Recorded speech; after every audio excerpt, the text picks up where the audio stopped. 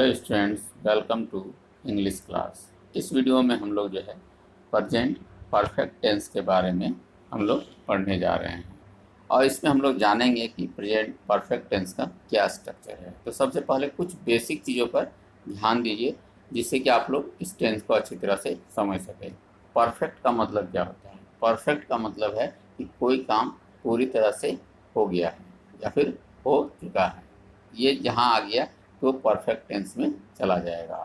अब present perfect tense का जो हिंदी में यानी कि ट्रांसलेशन जब हम लोग करेंगे तो उसका क्या पहचान होगा कि जिस वाक्य के अंत में चुका है, चुके हैं या फिर चुकी है, चुके हो, इस तरह का अगर शब्द आ रहा है तो वो जो है प्रेजेंट परफेक्ट टेंस का कहलाएगा। इसमें दो हेल्पिंग वर्ब्स फिर से हम लोग प्रयोग करेंगे, हैव और हैज़। तो हैव का जो प्रयोग है वो हम लोग आई, वी, यू, दे और मोर देन वन पर्सन यानी कि एक से ज़्यादा आदमी अगर हो जाए तो उसके जगह पर जो है हम लोग हैव का प्रयोग करेंगे। इसके अलावा जो है हैज़ का प्रयोग जो है ही, सी और नेम अगर रहे या फिर इस तरह का हो, yours friend, yours father, your brothers, your sisters, तो इस तरह का अगर सेंटेंस बनाना होगा तो उसमें जो है हैज़ का प्रयोग करेंगे। इसमें एक चीज़ महत्वपूर्ण है कि अब जो है वर्ब का तीसरा रूप होगा यानी कि वर्ब का तीसरा फॉर्म आने का मतलब ही होता है कि वो प्रेजेंट परफेक्ट टेंस का है या फिर हैव, हैज़ और वर्ब थ्री का प्रयोग हो तो वो प्रेजेंट परफेक्ट टेंस का कहलाएगा। तो इसका स्ट्रक्चर जो है वो है, सबसे पहले सब्जेक्ट होगा। सब्जेक्ट अब तक आज जो है आप लोग अच्छी तरह से समझ गए होंगे कि सब्जेक्ट का मतलब क्या होता है।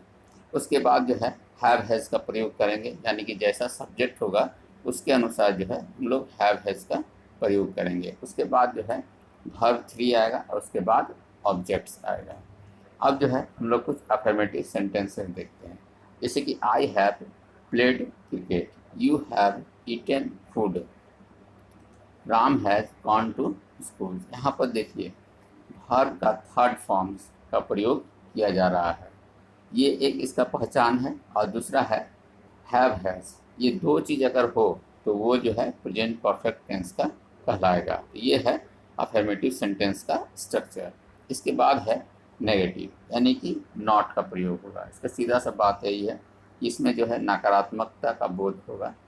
तो इसका जो स्ट्रक्चर है वो है सब्जेक्ट्स, उसके बाद हैव हैज़ और फिर नॉट का प्रयोग करेंगे और वर्ब थ्री का प्रयोग करेंगे। उसके बाद जो है ऑब्जेक्ट्स आएगा। एग्जाम्पल है I have not played, you have not eaten food, Ram has not gone to school. अभी क्या है कि कुछ आधुनिक किताब में जो है मॉडर्न जो इंग्लिश में जो है ये पूरा हैव नॉट नहीं लिखा जाता, इसका हैवेंट लिखा जाता है। इसलिए ये जो है या तो इस तरह लिखा हुआ मिलेगा आप लोगों को। हैवेंट जो है अक्सर यूज होता है। अभी तो बहुत सारे सेंटेंसेस में यहाँ तक देखा गया है कि आई इस तरह करके हैव, इसको आई हैव ही पढ़ना है। इसलिए ये जो है आधुनिक इंग्लिश में इस तरह से लिखा जाता है। हैव नॉट का जगह में जो है हैवेंट का प्रयोग होगा और हैज़ नॉट का जगह में हैजेंट का प्रयोग होगा। तो ये है नेगेटिव सेंटेंस का स्ट्रक्चर। इसलिए आप लोग इसको भी देखिए, इंग्लिश जो है धीरे धीरे बदल रहा है, बहुत सारे स्वरूप में जो है बदलाव आया है, लिखने में परिवर्तन आया है।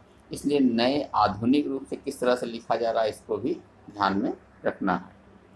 इसके बाद अगला सेंटेंस जो बनेगा वो है इंट्रोगेटिव यानी कि इसका जो पहचान है वो वाट का साइन है। इसका स्ट्रक्चर है कि सबसे पहले जो है हैव हैज़ होगा, उसके बाद जो है सब्जेक्ट होगा, फिर वर्ब थ्री होगा और फिर ऑब्जेक्ट्स होगा। यानी कि जिस प्रकार का सब्जेक्ट होगा उसके अनुसार हैव हैज़ का प्रयोग होगा।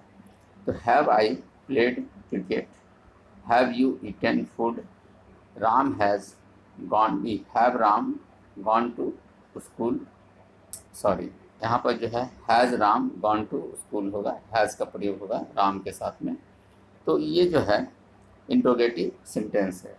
इसमें क्या है, सिर्फ देखना ये है कि सब्जेक्ट्स के अनुसार जो है सबसे पहले जो है हैव हैज़ का प्रयोग होगा। अब है इंट्रोगेटिव और नेगेटिव सेंटेंस यानी कि प्रश्न भी होगा और नकारात्मकता का भी बोध होगा। तो इसका जो स्ट्रक्चर है हैव हैज, जिस तरह इंट्रोगेटिव में हम लोग पहले देखें, उसके बाद नॉट, उसके बाद सब्जेक्ट्स, फिर वर्ब 3 और फिर ऑब्जेक्ट्स।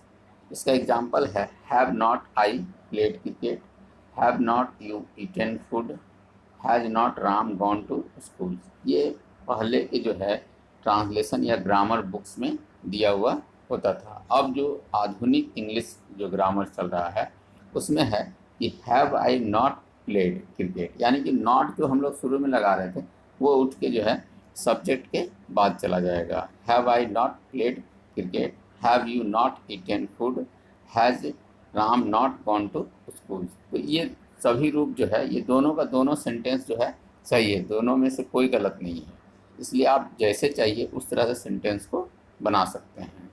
तो इस तरह से जो है हम लोग चारों फॉर्म को देख लिए कि किस तरह से सेंटेंस का स्ट्रक्चर है और किस तरह से जो है उसको सजाया जाता है। देखिए ये जो फार्मूला दिया जा रहा है, इस फार्मूला को अगर आप अच्छी तरह से पकड़ लिए तो आप सेंटेंस को ईजिली बना सकते हैं। अब हम लोग जो है सेंटेंस बनाने भी सीखते हैं। तो इसमें जो है पहला जो ये कॉलम है ये सब्जेक्ट्स है, इसके बाद हैव हैज़ है, और ये वर्ब का थर्ड फॉर्म है, और ये ऑब्जेक्ट्स है। बहुत ही इजी है, बस समझना है आपको, या ये सेंटेंस बन जाएगा। सबसे पहले हम लोग जो है एफर्मेटिव फॉर्म्स को देखते हैं। तो आई का साथ में क्या होगा, हैव होगा, और इसके बाद यहाँ से एक वर्ब लेना है, आई हैव प्लेड क्रिकेट, इस तरह ही बना सकते हैं। उसके बाद है आई हैव रीड सिविक्स, इस तरह से ही बन जाएगा। फिर आई हैव जो है रिटन लेटर, इस तरह से भी होगा। इसके बाद फिर जो है वी कर लेंगे, वी के साथ में भी हैव लेंगे, वी हैव प्लेड क्रिकेट, ठीक। इसके बाद होगा यू हैव प्लेड क्रिकेट, ठीक ना। उसके बाद फिर दे के साथ में लेंगे, दे हैव प्लेड क्रिकेट। फिर जब ही आएगा, अब यहाँ से ध्यान देना है, ही सी राम श्याम रानी ये सब नाम है, और ही सी इसके साथ में जो है हैज़ का प्रयोग होगा, जैसे कि ही हैज़ प्लेड क्रिकेट। इस तरह से जो है सेंटेंस बनाना है। तो ये जो है अफर्मेटिव सेंटेंस है।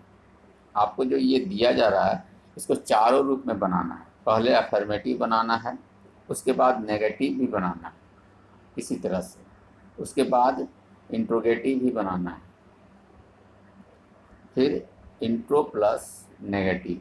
ये जो है चार रूप में जो है इस चार्ट का जो है प्रयोग करते हुए, यानी कि ये सब्जेक्ट्स और वर्ब्स का और ऑब्जेक्ट्स का यूज करते हुए आपको अफर्मेटिव, नेगेटिव, इंट्रोगेटिव और अफर्मेटिव प्लस इंट्रोगेटिव ये तीनों चारों फॉर्म में जो है बनाना है। धीरे धीरे आपको जो है वर्ब 3 के फॉर्म्स भी याद करने होंगे, तभी जो है आगे बढ़ेगा।